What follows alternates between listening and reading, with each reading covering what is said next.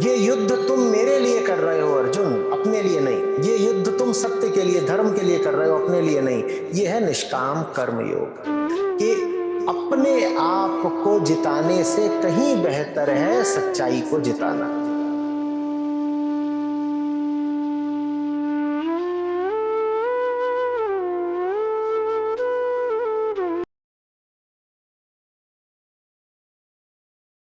आ नहीं गया, मार मार के सामने लाया गया। पत्नी नहीं थी, वो गुरु थी। और ऐसे नहीं पत्नी ने कहा था कि आप जितना मेरे लिए कर रहे हैं ईश्वर के लिए करिए, ऐसे नहीं हुआ था। वो घटना ऐसी थी कि मार्मिक। पत्नी गई हुई थी मायके और कालिदास पे चढ़ा काम का ज्वर। और आषाढ़ और मूसलाधार बारिश, और ये भागे गए पत्नी के पीछे, वासना खींच ले गई। पत्नी ऊपर के तल्ले पर, कैसे पहुंचे ऊपर? समाज का भी डर कि दरवाजा खटखटाएंगे तो और लोग जान जाएंगे। इतना कामातुर है कि चला आया है। नीचे से आवाज दी, अब बादल कड़क रहे हैं, बारिश हो रही है, काहे को उसको आवाज सुनाई दे? पत्नी सो रही है ऊपर। तो देखा ऊपर से कुछ लटक रहा है। अब घने बादलों से घिरा आसमान, चांद तो छोड़ दो, तारों की भी रोशनी नहीं है, कुछ दिखाई नहीं पड़ रहा। ये लटक क्या रहा है? तो जो भी लटक रहा है उसको पकड़ के चढ़ गए ऊपर। चढ़ गए, पत्नी की सराहने खड़े हो गए। वो खड़ी हुई, चौकी, घबराई, बोली कर क्या रहे हो, पगला गए हो? फिर पूछी आ कैसे गए? तो बोले तूने रस्सी लटकाई थी मेरे लिए, मुझे मालूम था। आग जितनी इधर है उतनी उधर भी है, कुछ तो करेगी तू। बोली मैंने तो नहीं लटकाई, लटका गया था देखने दो। तो देखती है तो मोटा सांप लटका हुआ था। उसने सर पीट लिया। सर भी पीटा होगा, कालिदास को भी पीटा होगा, तुलसीदास को भी पीटा होगा। पीट पाट के बोली कि जितना समर्पण, जितनी भावना यहां दिखा रहे हो, इसका अंश भी अगर राम के लिए दिखाया होता तो तर गए होते। इतनी मूर्खता नहीं कर रहे होते। समझ रहे हो बात को? अब लोहा गर्म था तब चोट पड़ी है। खड़ी सीढ़ी गिरी है तब लगती है जोर की। सांप जब बिल से बाहर आया हो तब चोट करो, तब तो लगेगी उस पे। तुलसीदास का सांप बिल्कुल फनफना के खड़ा हुआ था। उस वक्त बीवी ने चोट करी, खड़े फन पे, तब लगती है। ऐसा गुरु चाहिए जो तुम्हें पहले तुम्हारे बिल से बाहर निकाले, और जब फन खड़ा करके खड़े हो जाओ तो तुम्हारे फटाक, अकस्मात नहीं हो जाता, कोई चाहिए फिर। और ये सब संयोग से चीजें होती नहीं। संयोग का इंतजार करो तो सदियां बीत जाती हैं। ऐसी बीवी तो बड़ी अनुकंपा से ही मिलेगी। और कोई होती बीवी तो पहले कहती कि अरे प्राणनाथ, नागनाथ ने डस तो नहीं लिया तुम्हें, और इतना कुछ करके आए हो तो हमारे लिए, लो बिछ गए हम। हमारा सौभाग्य जो इतना प्रेमी पति मिला है। ये पत्नी भी जरा खास रही होगी। ऐसी पत्नियां कहाँ होती हैं? पत्नियों को तो यही बहुत जचता है कि हमारे लिए इतना किया।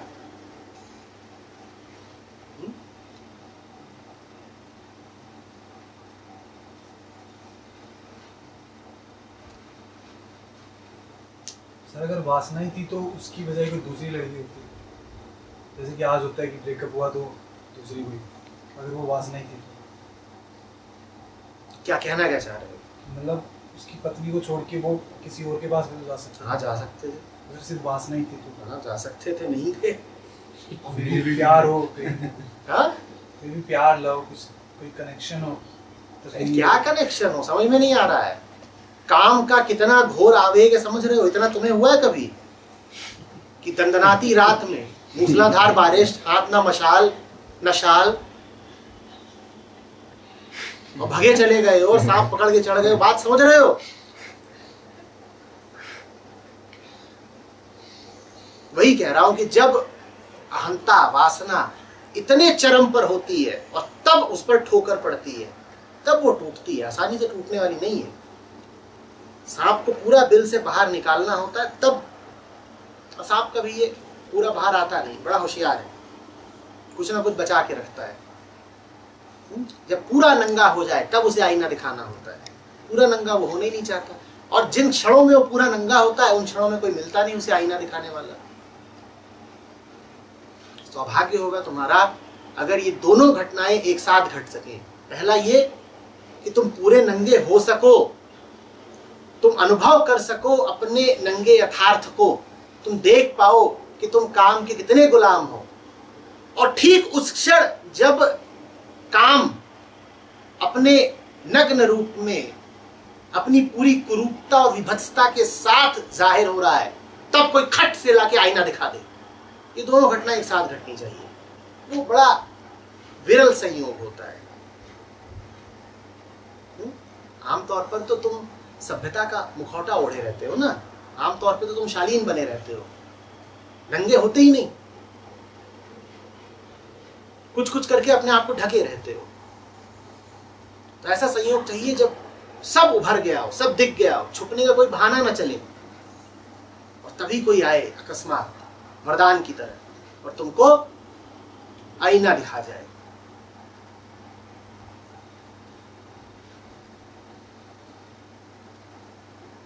बुरा लगेगा, बहुत बुरा लगेगा। पता नहीं कैसा लगा होगा तुलसीदास को, पर जैसा भी लगा था उससे रामचरितमानस पैदा हो गई। काम से सीधे राम तक पहुंचे।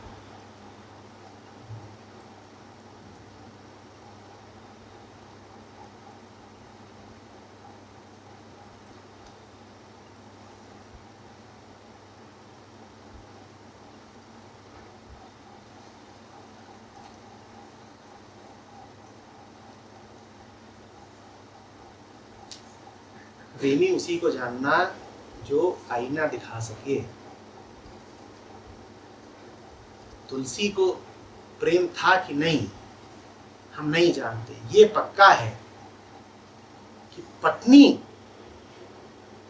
जरूर प्रेम जानती थी।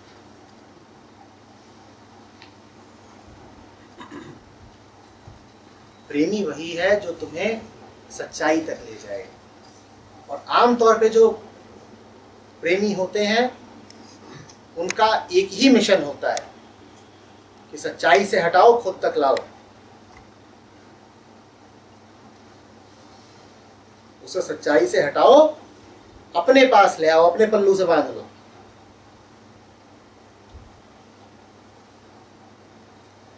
वास्तविक प्रेमी उसको जानना जो सत्य से परिचय कराए तुम्हारा, जो आईना रख दे तुम्हारे सामने। दिक्कत यह है कि ऐसा प्रेमी भाएगा नहीं, ऐसे को तुम प्रेमी मानोगे ही नहीं। तुम कहोगे ये तो परेशान करता है।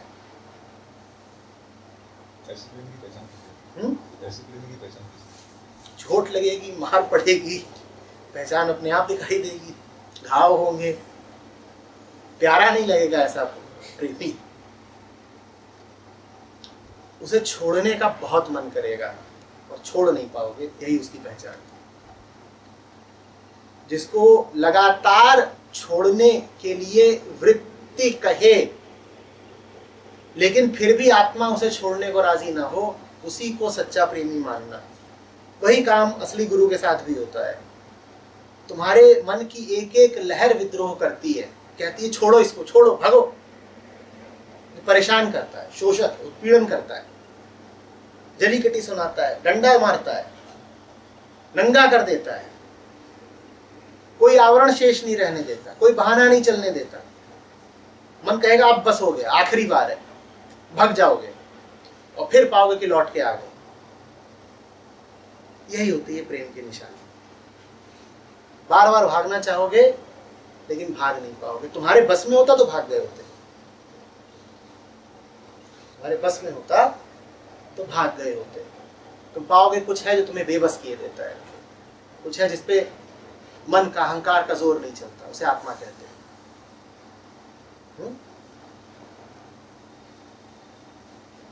वो आत्मा का पक्षधर होता है, आत्मा उसकी पक्षधर होती है। वो तुम्हें आत्मा की याद दिलाता है और आत्मा तुम्हें उसकी ओर ढकेलती है। वहां साठगांठ है,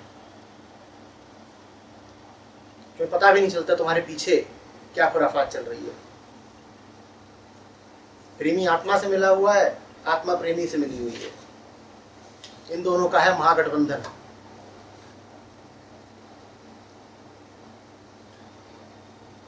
सर जो तुलसीदास के साथ हुआ, तुलसीदास कलगस, तुलसीदास तो एक फैंसी शब्द है जिसे कहते हैं सेल्फ रियलाइजेशन, और तब जाके रामचरितमानस आई। तो क्या ये वो था या कुछ वैसे, मतलब कोई आदमी गलत कर रहा है, गलत सोर्स से इंस्पायर हुआ है, या ज्ञान उसका गलत है, क्या है? कब उसे ऐसा आईना दिखाया जाए या उसे दिखा, या क्या वो इतना अलर्ट था कि वो आईना देख पाया? देखो भाई, क्योंकि बाहर वाला तो तुम्हें यदा कदा ही आईना दिखा पाएगा, तुम खुद तो अपनी हकीकत से परिचित हो ना। तो किस भाषा में बात कर रहे हो? कह रहे हो कब उसे आईना दिखाया जाए, किसके उपचार की बात कर रहे हो, किसके चिकित्सक बनना चाहते हो? अपनी बात करो ना। कोई और क्यों आए तुम्हें आईना दिखाने? तुम नहीं जानते तुम कैसे हो। आईने की जरूरत क्या है? आईना तो बाहर ही होता है, और आईना हमेशा लेके नहीं घूमोगे। आंखें तो हमेशा हैं, इन आंखों से अपना यथार्थ नहीं दिखता क्या? आईना क्या करोगे? लगातार जी रहे हो ना, लगातार जिए जा रहे हो, तो लगातार अपनी हस्ती की हकीकत से भी तो वाकिफ हो। जान तो रहे हो कि अगर आए हो रिक्शा करके तो रिक्शे वाले के प्रति क्या व्यवहार था।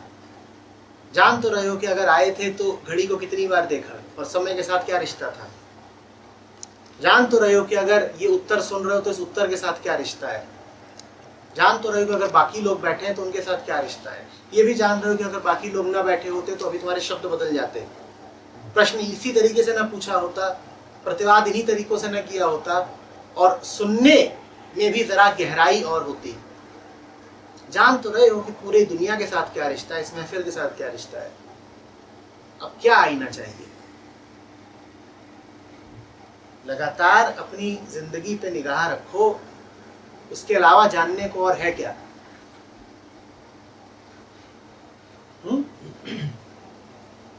अभी यहाँ इतने लोग बैठे हैं, सब अगर अकेले अकेले हों तो वैसे ही रहेंगे जैसे अभी हैं। फिर होगा ये कि कुछ ज्यादा बोलना शुरू कर देंगे, कुछ का बोलना कम हो जाएगा, लेकिन बदल सब जाने हैं। इसका अर्थ क्या है? इसका अर्थ ये है कि दूसरों की मौजूदगी आपको बदल देती है। ये अहंकार की निशानी है, अहंकार ही प्रभावित होता है।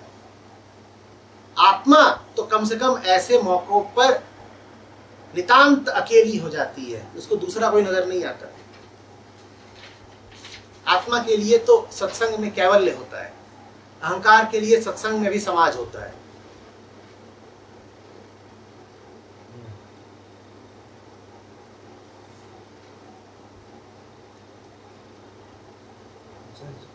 ये कैसे मालूम पड़े कि अब मैं ज्ञान सुनने को गया, उस अवस्था में हूं? कुछ मालूम नहीं पड़ता। फिर ये प्रश्न भी तब मालूम नहीं पड़ेगा। अभी ये प्रश्न तो मालूम पड़ रहा है ना, ये प्रश्न भी प्रश्न नहीं है, ज्ञान है। अभी आपको ये ज्ञान तो है ना कि ये प्रश्न महत्वपूर्ण है, तभी पूछ रहे हो। तब ये भी जान जाओगे कि ये भी महत्वपूर्ण नहीं है। वास्तविक ज्ञान है समस्त ज्ञान की महत्वहीनता से परिचय। सवाल तभी तो पूछा ना जब पूछना जरूरी लगा। ये ज्ञान की बात है, ये जरूरी है। बोध है ज्ञान की अनिवार्यता से मुक्ति। ज्ञान फिर रहेगा, स्मृति के एक छोटे से कोष्ठ में बैठा रहेगा, अनिवार्य नहीं रहेगा, कूदफान नहीं करेगा, अपने आप को आपके जीवन का केंद्र नहीं बना देगा।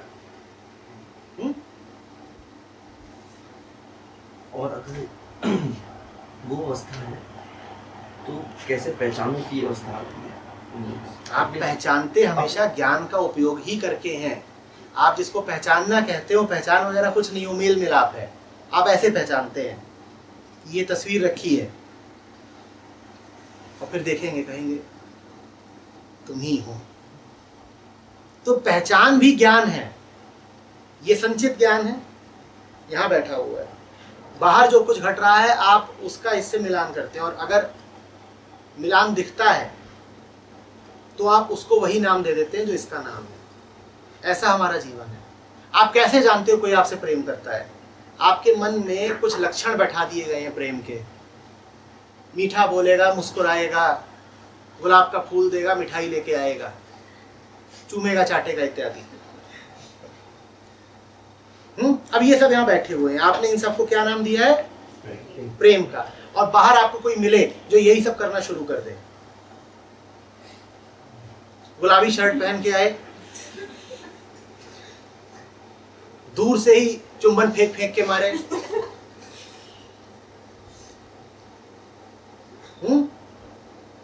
चलता फिरता पेस्ट्री का विज्ञापन हो, इतना मीठा, तो आप तुरंत कह दोगे ये रहा प्रेमी। ये आपने प्रेम को पहचाना है?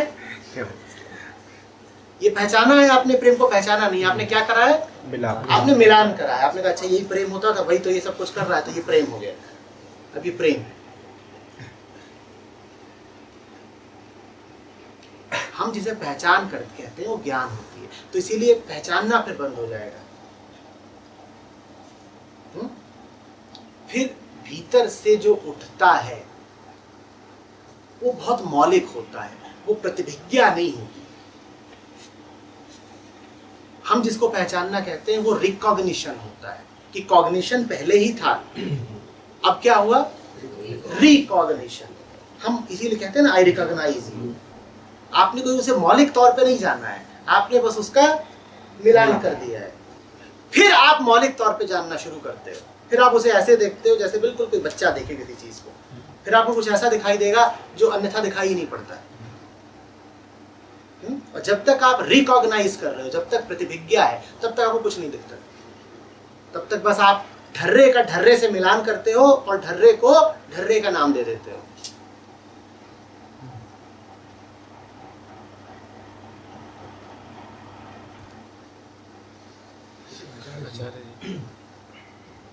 तुलसीदास है, ये कैसे मिले? यही नहीं तुलसीदास, आप तुलसीदास थोड़ी। नहीं, मैं केवल एक एनालॉजी यूज कोई तुलसीदास या उस अवस्था में है, ये कैसे पहचाना? तुलसीदास किसी अवस्था में नहीं होते। अवस्था तो उनकी तब थी जब सांप पकड़ के चढ़ रहे थे। उसके सारी अवस्था में पानी फिर गया। बीवी ऐसी थी कि उसने अवस्था साफ कर दी बिल्कुल। अवस्थाएं जब साफ हो जाती है तब जो बचता है उसे आत्मा कहते हैं। सारी अवस्थाओं के साफ होने के बाद जो बचता है, निरभ्र खाली साफ आकाश, रात भर बारिश हो रही थी मूसलाधार, सुबह देखा तो बादल नहीं थे, सब छट गया था, सिर्फ एक शून्यता थी, निर्भरता थी, उसको कहते हैं आत्मा। उस आत्मा का नाम है तुलसीदास। तुलसीदास कुछ है थोड़ी। तुलसीदास जो कुछ थे उससे जब खाली हो गए तब जो बचा उसे कहते हैं तुलसीदास।